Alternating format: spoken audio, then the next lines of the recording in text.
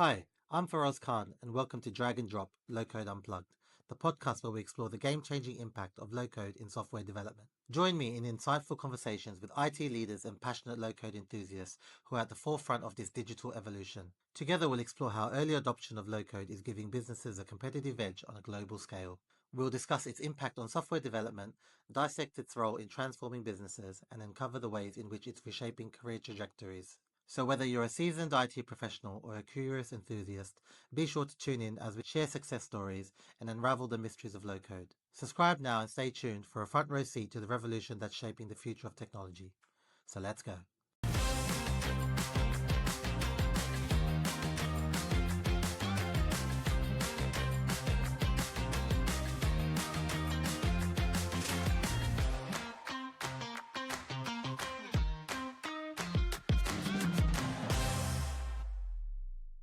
Hi, Matt. How are you?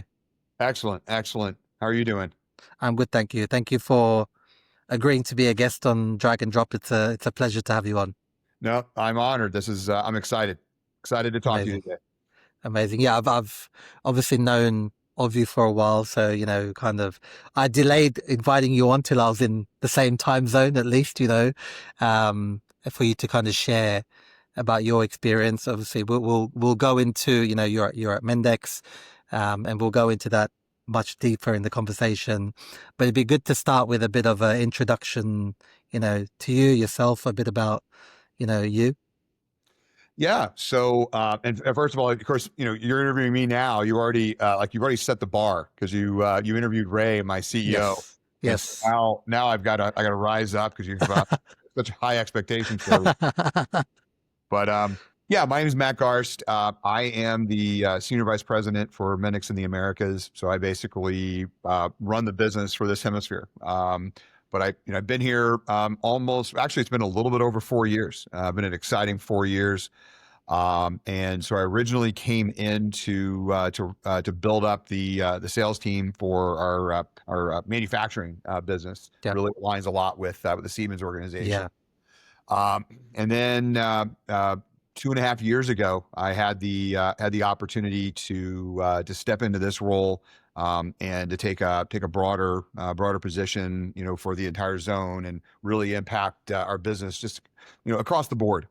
Yeah. It was extremely exciting, because like for me, I mean, this is a space I've been in a long time, and it's not Yeah. necessarily the low code space, Yeah. but around enterprise app development and all that. It's something I've been around for a long, long time. And I've done things, various places like IBM, Mhm. business partners, worked with multiple different technologies. And so, it was exciting to land here at Mendix and, work with amazing technology and amazing people and amazing customers. So. Yeah. And you said you've been doing it for a long time, what type of roles did you kind of hold prior to, is your background like a sales background, a more technical background? So definitely not a technical background. Okay. I've learned via osmosis and being around absolutely brilliant people and have had some amazing mentors that have been along the way. I mean, this could be further than away from my background or where I originally Yeah. started. Possibly imagine. I started off as an Army guy, so Oh, great. yeah. And Yeah. trust me, I was not in technology in the Army. Yeah. Other than leadership skills Yeah. and discipline and drive, that's what the Army prepared me for here. Other than that, technically, yeah, I got no help. Yeah. Uh, but I really grew up. I mean, I've worked on both the vendor side, but Yeah. also I've spent more time in a channel role. Mhm. So I mean, I know I'm dating myself. I know I look young, but the bald and gray, That's the so look these days, isn't it? So it can't be that you're old. I think that's that's the right. style right now. That's right. That's right. But yeah, no, I started off, as a business partner doing professional services with IBM technology. Did that for a number of years, and I've always been in a sales role. Mhm. But it was interesting because like some of the smaller companies that I started off with early on had allowed me to, I mean, really, the smaller the organization, the more hats you wear. Yeah. So you just pick things up, Yeah. whether you want to or not. And so, and especially being on the business partner side and being able to see the professional services angle. Yeah. See, it's one thing to sell the software. It's another thing in order to make it work Yeah. and make it successful inside of a customer. And so that's where I spent most of my career is, working for services companies that resold software, but actually sold the software and did something with it. Yeah. I've done a lot of work in the DoD space. I've done a lot internationally.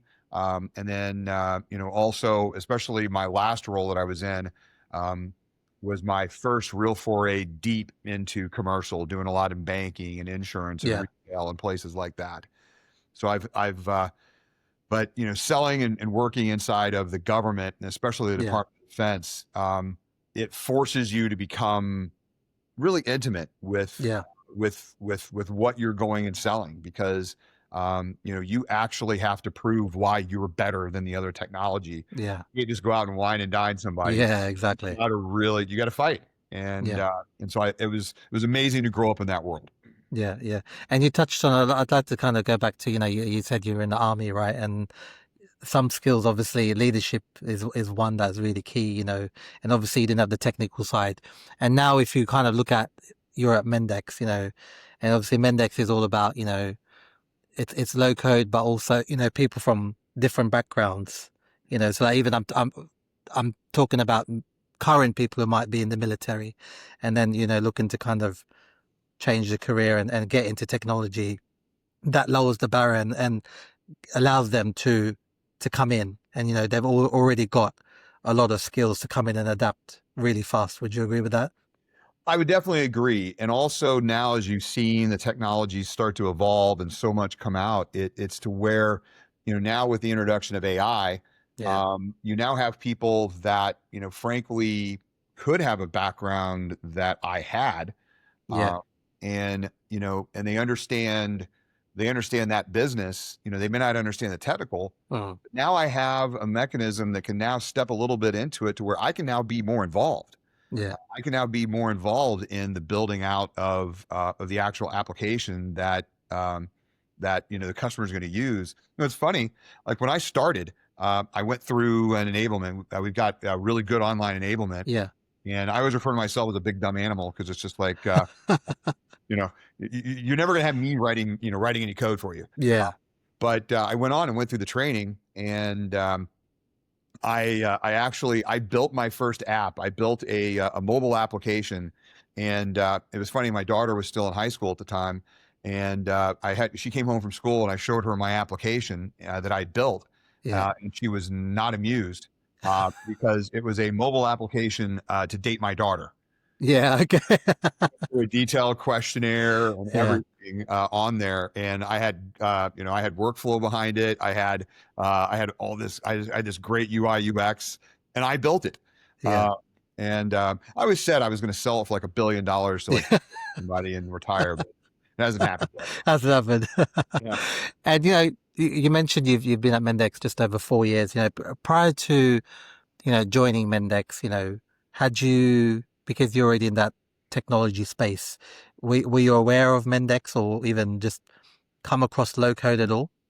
So I'd come across low code, and I will be honest, in my head, it was, I started thinking of low code about the same way as a lot of the customers that we still deal with today. Yeah. But what amazed me about it was there was someone that I'd known for a long time gave me a call and told me that I should look at it, and that Mendix was looking for this role. I'm like, what? I'm happy where I am. I'm doing what I'm doing. And then he was like, just take a look at it. And then when I dove in and spent a few hours just looking at, case studies, looking at the technology, I was blown away, because I had just, so I led sales for another company, and a member of my team and I was part of this to help. We closed this deal for one of the big box retailers in the New England area, and they were looking for they wanted to build out their own foundation to be able to build any of their applications, whether they were mobile, desktop, whatever it was. They wanted to be able to integrate in with backends. They wanted to be able to, they wanted security. They wanted to be able to do, all the management, deployment, everything. And so, at the time, and once again, this is a little over 4 years ago. Yeah. It was, we ended up selling them like 8 different software products. Yeah. That's what it needed. Yeah. And then on top of selling the software, then we also sold the services in order to integrate those products together in order to do what they wanted to do. And then I started looking at this Mendix thing, and I was like, well, hang on. We could have just sold them one thing, everything that they wanted to do, and the professional services that we sold them to do the integration could actually have been used to now start building something that they could actually begin realizing value. Yeah. And I just started thinking about that, and I'm like, I'm in. Yeah. And that's when I took the plunge and moved over here, and haven't regretted it a day since. That's amazing. That's a really cool story. And was there no kind of hesitation from the other side of that? It's a European founded business, big in Europe, still growing in the Americas region. Did that cross your mind, or was it more just you were all in on the technology and thought, let's go for it and see how it goes? I'll be honest, the one thing that really helped me over that hump was the fact that even though not known in the software development space and all that, the fact that Mendix was owned by Siemens, a household name. I mean, everyone knows who Siemens is. And I started looking at that, and I started looking at how and why Siemens bought Mendix.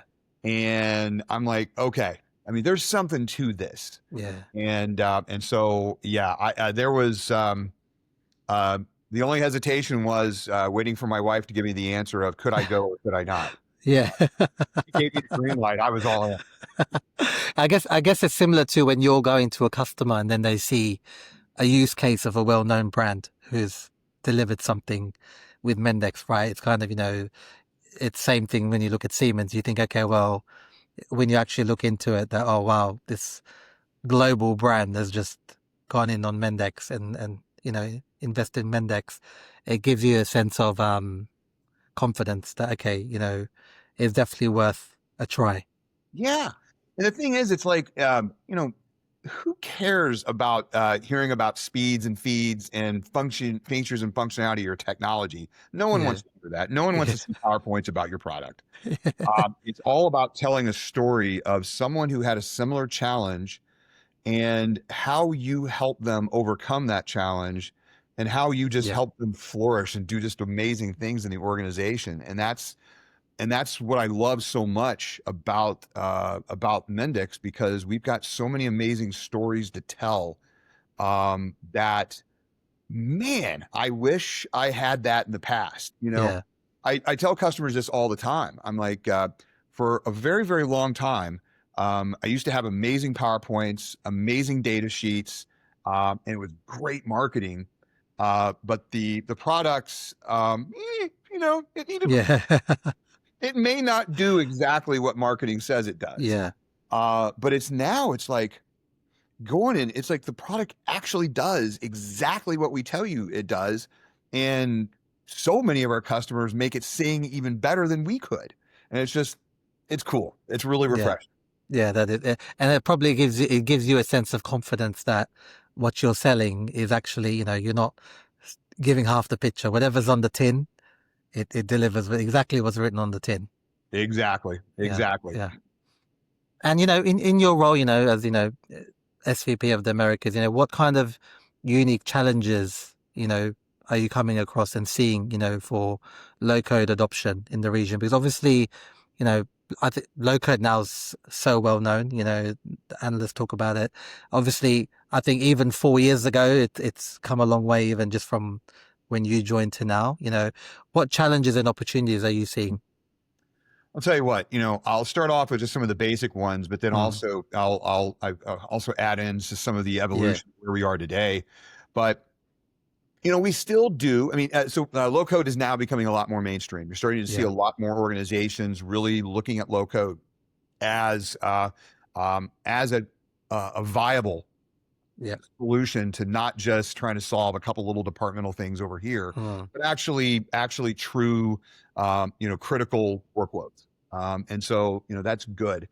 We still do run into some of the challenges within some of the organizations to where, you get the developers the manager developers that get involved in the process that, oh my goodness, we can build something faster with smaller teams.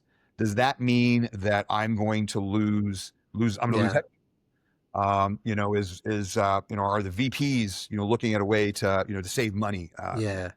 And so there's always that. And then also, the larger organizations that we go into, you also have a lot of the traditional integrators that are there, and you always have to interface with those integrators.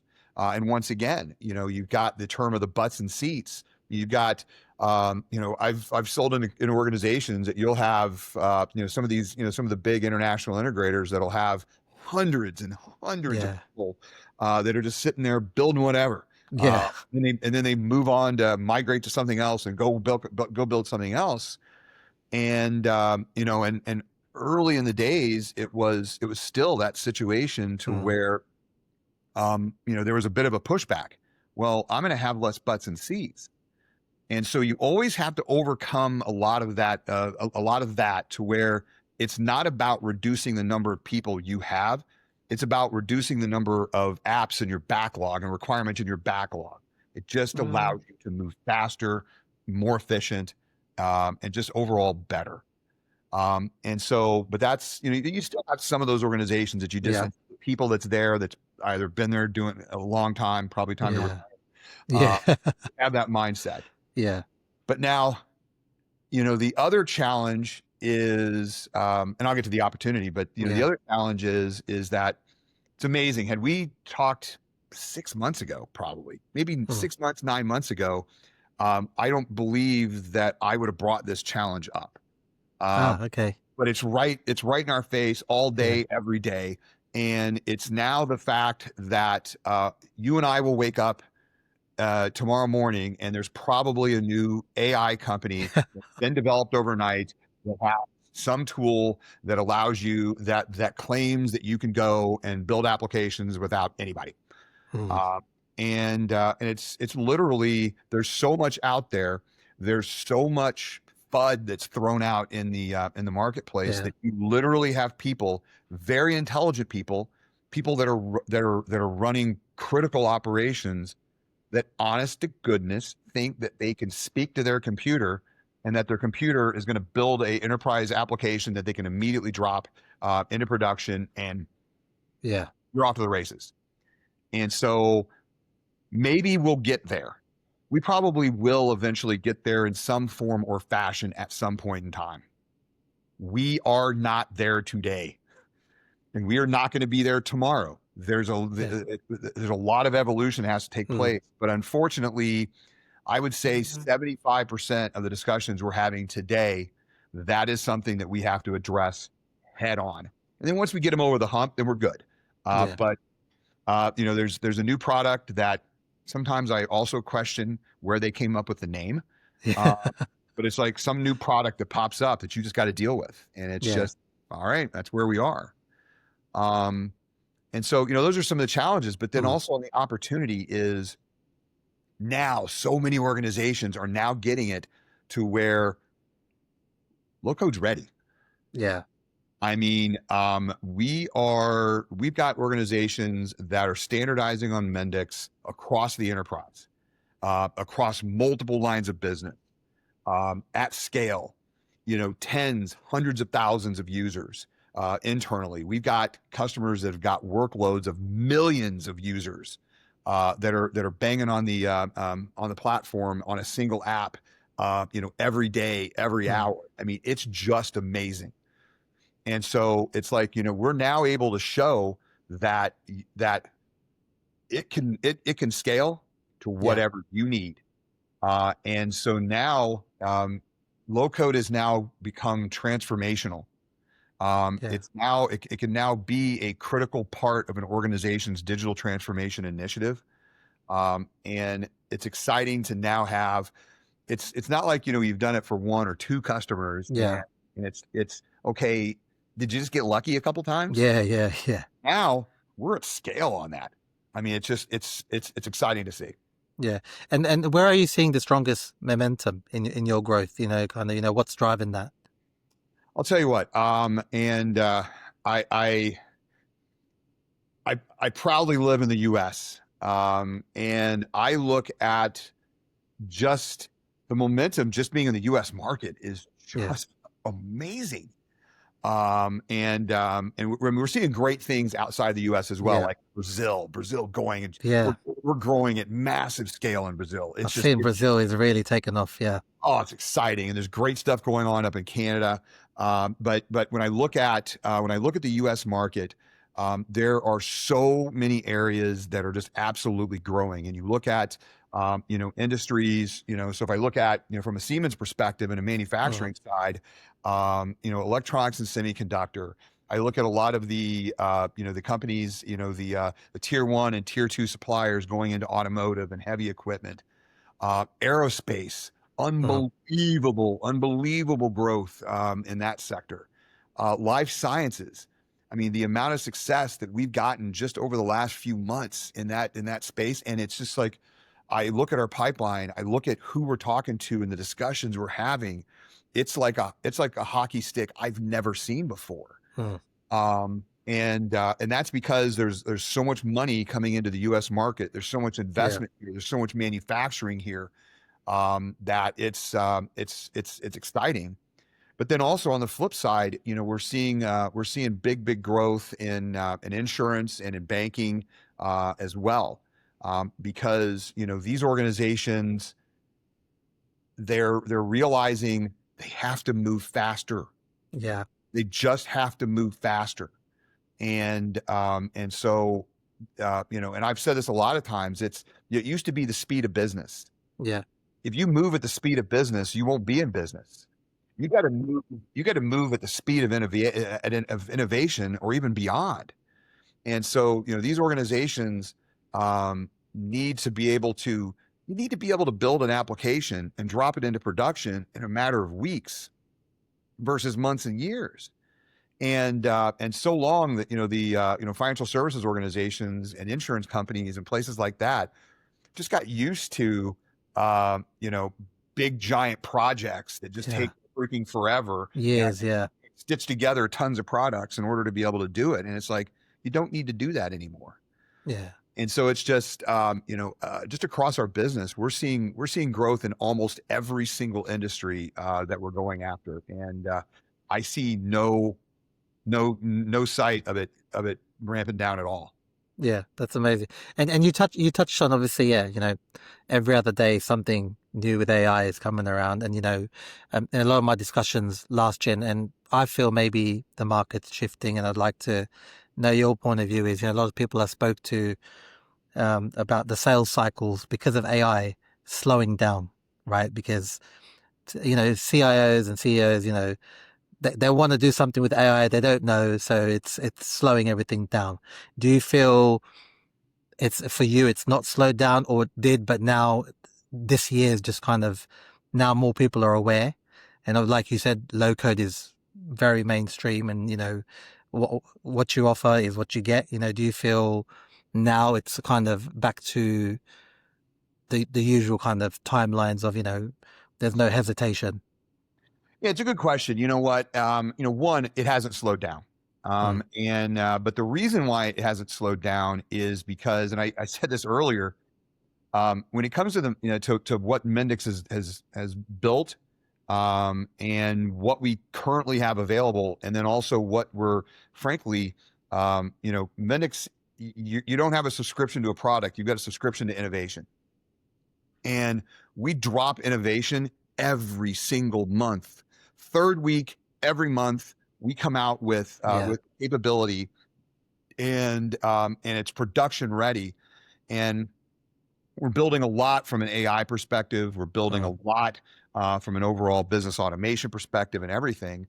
And so, and because it's in the product, we're now able to immediately show people firsthand. It's not pretty marketing. We don't have gorgeous little videos that are made to show how awesome our AI is. We bring them right into the platform, and we can show them. We can take their use case, and what we've done is that we'll start to look at a use case, and then we'll start to show them, okay, and by infusing AI here, this is what you can do.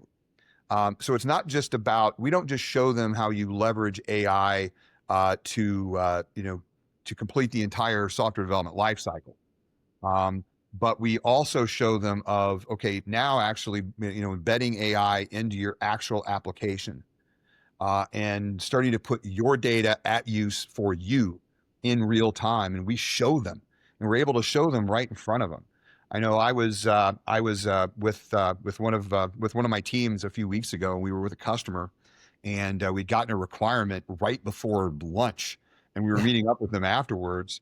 And our solution architect, we're over there just sitting and talking. Our solution architect's banging on his keyboard, and he took this requirement and built it out over lunch. And we went in, was able to show this customer of how infusing AI into this will cut their cycles down by like 50%. And they were like, "We told you about this earlier in the day." And we're like, "Yeah." And we just showed you how we can do it right now. And so, but the one thing we do see is that, and that's the reason why we've had to adjust our approach and the reason why it's not slowing down is we've adjusted very quickly of AI is everywhere. It's all over the place. Everyone's got a position. The market's flooded with AI technologies. So what we do with the customers is let's lock arms and let's help you start it off right. Let's help you figure out where can I start to get the initial impact, and then be able to build out the business case, and then how do you then start to build on that? Because everyone's playing around with it, and you see articles all the time. I see them daily coming in from like CIO magazine, other things to where failed AI projects. And that's so like for us, the approach that we take with customers is start, structure, and scale.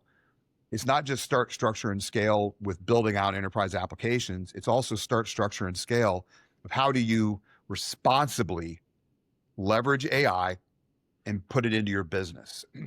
And like now, almost every deal that we're winning, there is an AI component into every single one of them. And once again, it's not just about how they're building it, but it's how we're actually helping them put their data into action.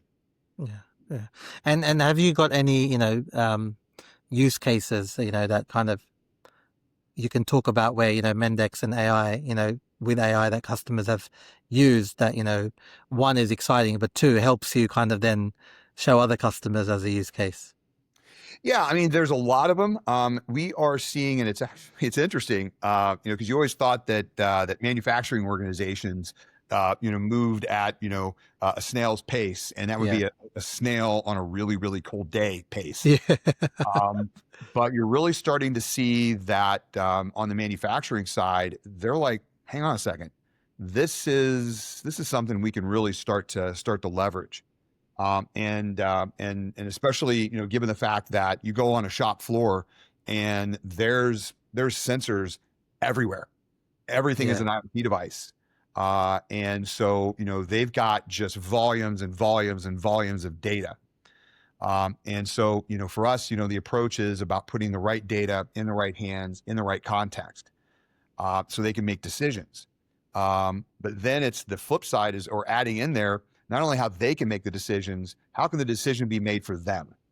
So a great use case that we've got, one of our most exciting go-to-market capabilities is the ability to provide an operational view of an organization. and it's industry agnostic. But this example will be more for like a factory. Yeah. And you think about, organizations. I mean, you've had a dashboard forever. I mean, you've been able to do, a Tableau dashboard or a Power BI dashboard or whatever. You got a dashboard. I got a dashboard view. I got a map. I can see where all my plants are, all that stuff. But it's less about that. And it's more about, okay, I want to be able to do something with that. I want to be able to now I see there's an issue. I want to be able to have that ability to drill down all the way down. And I see that there's a problem with my plant in Atlanta, Georgia, on this particular assembly line at this particular piece of equipment. Maybe it's a robotic arm or what it might be. You want to be able to get all the way down to that. And then be able to actually take action on that. And I could be sitting in my chair in Denver, Colorado, but I can do something with what's going on down in Atlanta. Well, now imagine this. We're able to do all of that, and we can do it just like that. I mean, we've got examples where we built that same capability for a customer in a matter of 6 weeks and put it into production. Wow. It's super cool. But now bring in AI. So think about this. Think about having the ability to, not only are you able to see that, but being able to have an agent that is able to also be monitoring the performance of these lines. And based on the data that's coming in from a sensor, based on this data, based on these parameters, it looks as though that piece of equipment will potentially fail on X day, 2 or 3 days on the road. And so in order to get ahead of that, being able to have that agent be able to go in, okay, I see that. So now let's look at, so it's this part that needs to be replaced. Do we have that part in the inventory? Yes or no? If I don't have that part in the inventory, who are my top vendors? Who are my top pre-approved vendors that have that part available with the approved price that can get it here in enough time in order to be able to have it replaced before that part, that component goes down.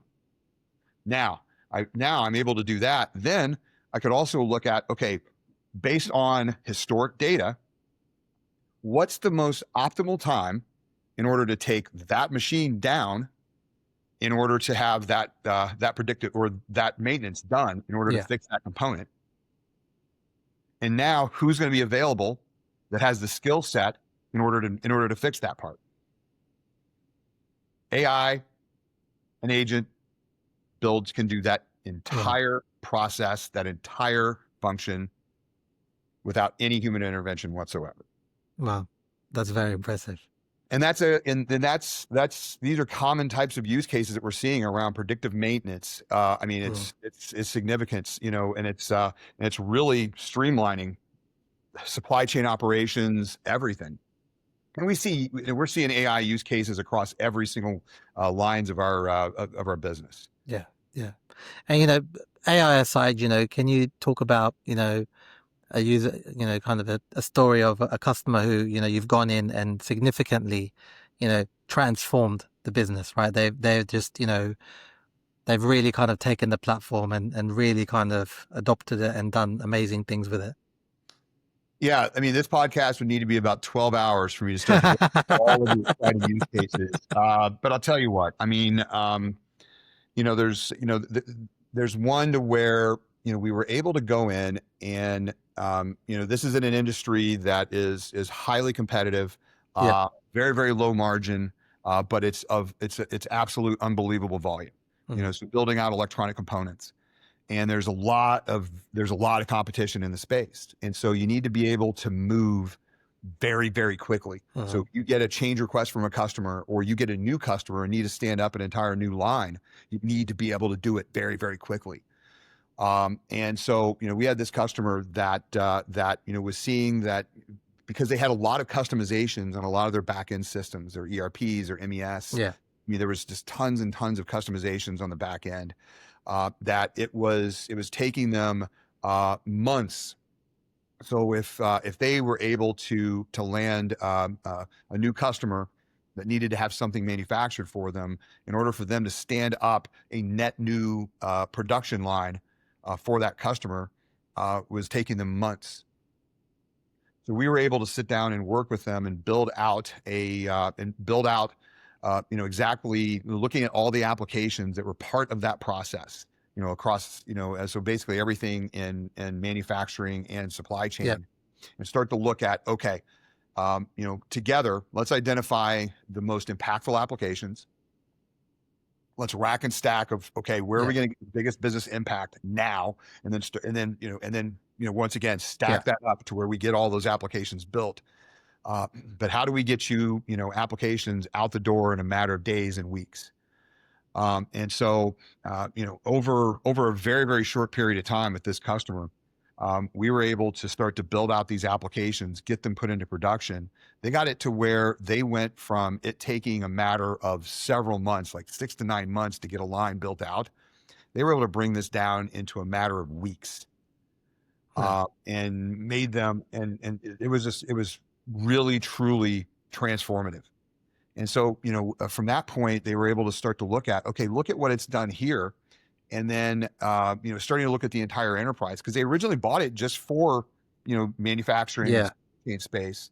But then, the CIO started seeing, and the business leadership started seeing that we could use this so many other places. It was basically kind of taking the story of Siemens, our own, that, saw the exact same thing, started off in building out applications, in their core business. And then, fast forward a few years to where now it's over 1,000 applications across over 50 lines of business, and it's truly transformed the business. This customer has done the exact same thing. Mendix is now the application development platform for their entire enterprise, no matter what the line of business is. And it's been an amazing partnership, an amazing journey. And it's a great story when we have the relationship to where they help us make our product better. So it's like high five to them. When Mendix 11 drops next month, there are so many things that they've helped us, that they've given us the ideas and helped us, evolve our product to where what it is today.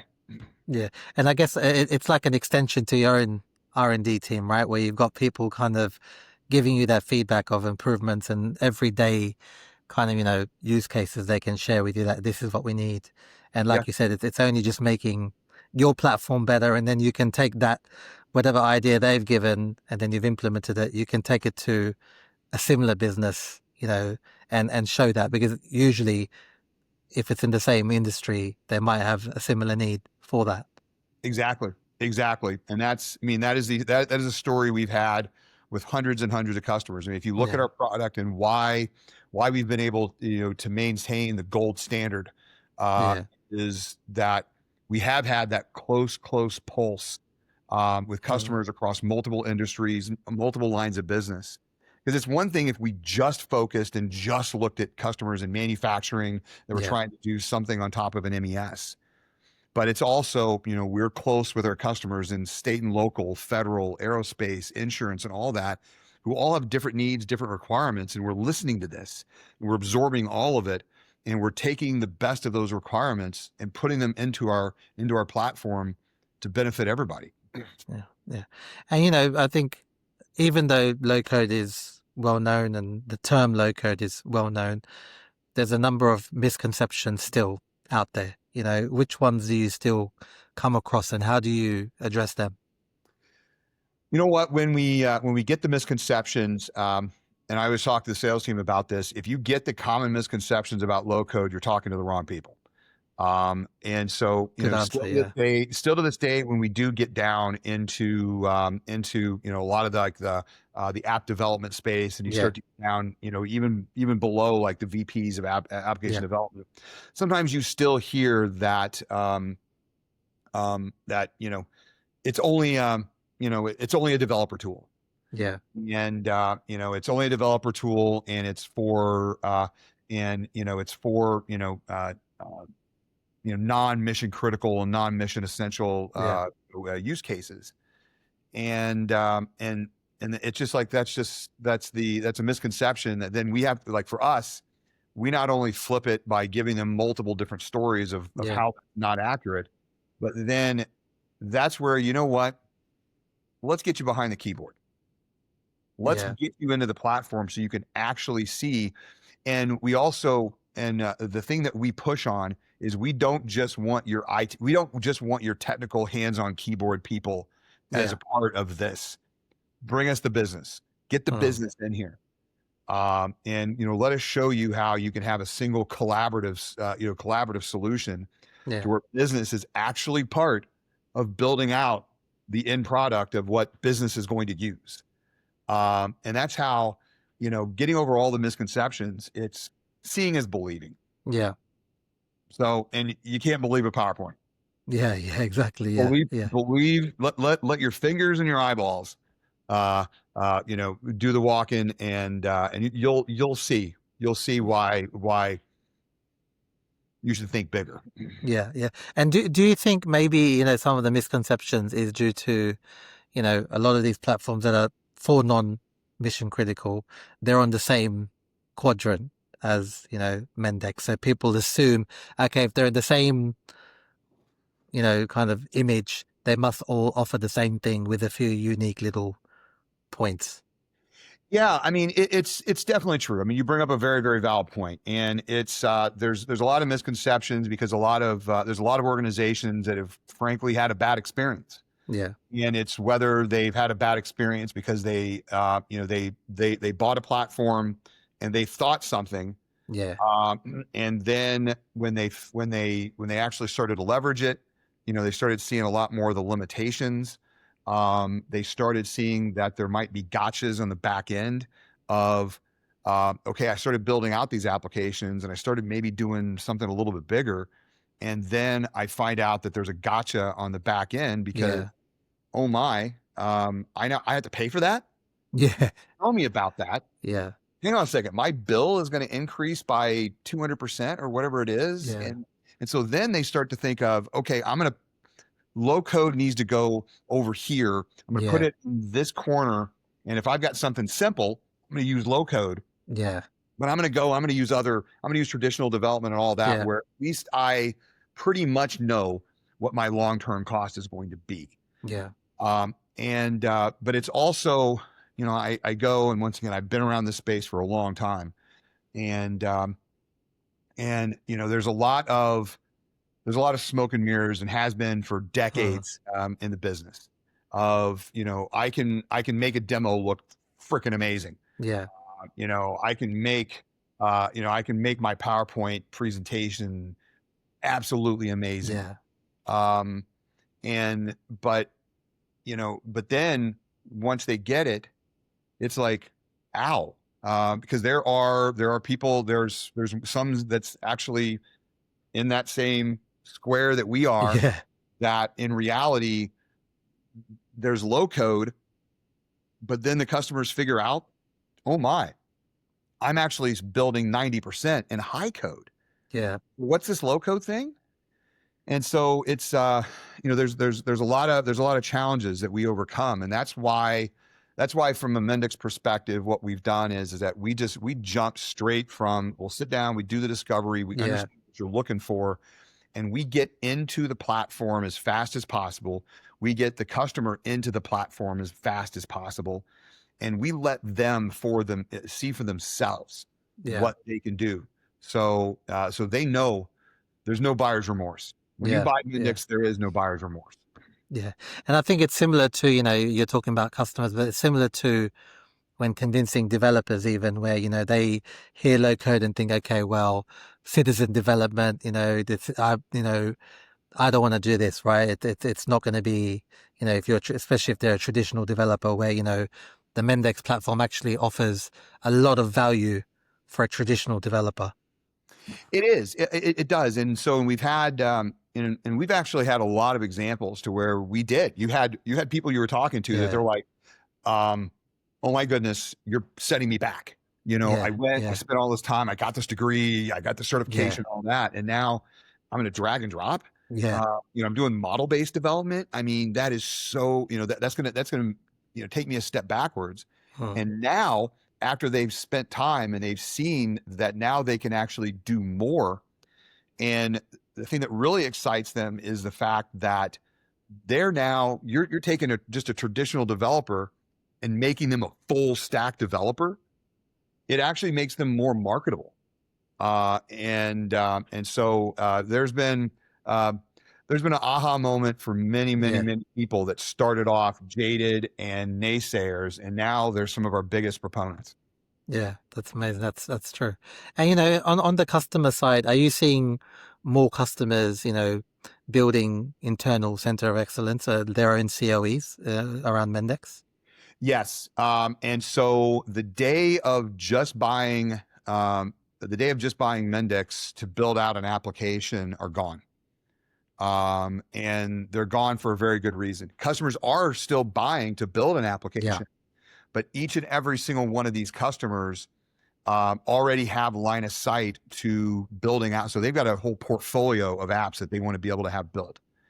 And so the approach that we take is start, structure, and scale. So it is always good to have an app, 2 apps, maybe 3 apps in mind to get that start. And we help them along that journey to be able to start correctly, making sure they've got the enablement, set up. Yeah. Helping them understand how their teams are structured, because it's a different structure, and it allows them to operate instead of an entire infantry unit. You're now able to operate as a small special forces unit. Yeah. And so we help them with that start, and then because now, instead of us talking to people a little bit lower in the organization, we're now having these conversations with the senior executives inside of the organization, business and IT. Yeah. And they have that enterprise mindset. Yeah. And so we immediately set them up to go from start, and start gets them going, gets them excited, gets hands on keyboard, gets the creative juices going, and then we're helping them build out their COE. And in many organizations, it's multiple COEs. Yeah. So it's not just one COE. We've got customers that have, 5, 10, and even more. I mean, heck, once again, like Siemens has like 30 centers of excellence right across the globe. And so, one of our customers, set up a center of excellence, and that center of excellence is also their governance board, to where anyone across the organization, if you've got an application that you want to build that you would like to leverage Mendix for, bring it forward. You bring it to that board, and that center of excellence looks at it, and based on set parameters, they decide, yeah, this is a perfect use for Mendix, and they get the stamp of approval. They have the governance foundation in place of exactly how you leverage Mendix, and how you build out your applications, the templates, all that stuff. Yeah, and they're off to the races. And that allows them to move at scale, and move at scale so fast. I mean, customers now that have started a journey and building out 1 or 2 applications, that within the first year and 18 months, they're at, 20, 30, 40, 50 plus applications. It's exciting to see the journey that they've gone on with us, and the fact that they've partnered with us to be able to use the best practices that we have in place from thousands of engagements with customers, and it's just a path to success. Yeah. And with that, you, like you said, you've been at Mendix over 4 years, and it seems like an exciting time in the Americas. What do you envision the kind of the next 3 to 5 years for Mendix and the growth side? You know what I see? I mean, the growth is just going to continue. And I see more and more and more customers that are relying on Mendix for more and more with inside of their organizations. So, like when I got here 4 years ago, our tagline was "Go make it." It was all about making applications, all about building applications. But what I see, it's already starting to happen. But what I see, over the next several years, is that Mendix is going to become the more dominant platform for these organizations. How they leverage AI, how they actually take their data and put it into action so they can drive massive business outcomes. I see them starting to leverage Mendix for business automation, for complex workflow, for task automation. I see Mendix becoming that foundation, and I see it being the foundation for their business transformation. And inside of businesses, I mean, you see how things are changing so much. It's changing every single day.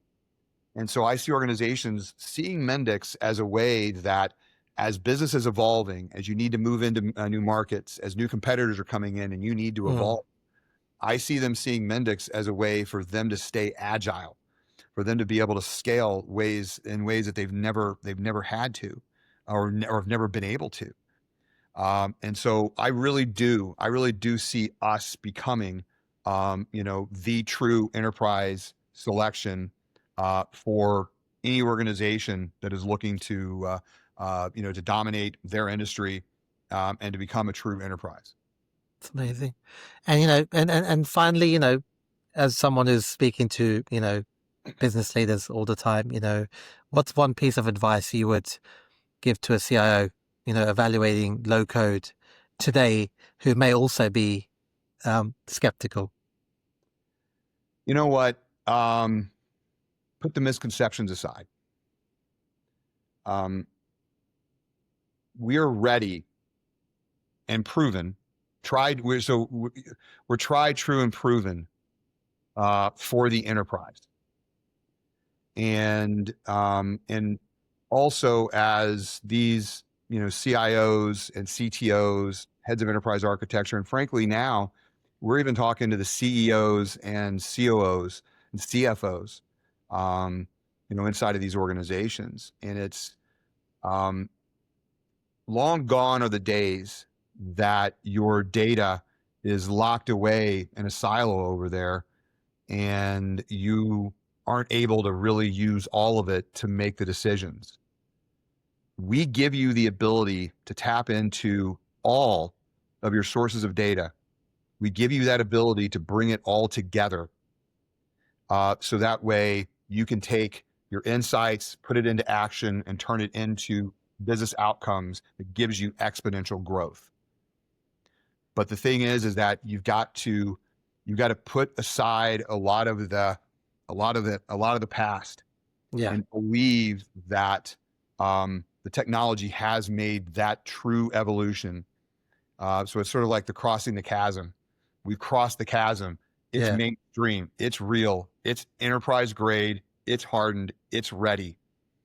So, believe that, and give us the chance to be able to show you exactly how you can grow. Amazing. Well, I really appreciate you being a guest. It was great to talk to you and hear all your insights and, the things, you're out there talking to people all the time, right? So, and, you're dealing with, you're joining your sales guys, speaking to customers. So it's great to hear kind of what's going on, the excitement in the kind of Americas region, and just even your enthusiasm of, how great things are and how the future looks. No, it was a pleasure. I was honored when you reached out to me and asked me to be on the podcast. It's exciting. I love these conversations, and you ever want to talk again? I'm always happy. I already thought definitely. I think we'd have to speak again in the future for sure. I would love it. I mean, it's a topic I love talking about all day, every day, and love what I do, and I love what I'm able to talk to customers about. So this has been it's been a joy. It's been a great way to end my week. Amazing. Thanks, Matt. Excellent. Thank you very much. Take care. Take care.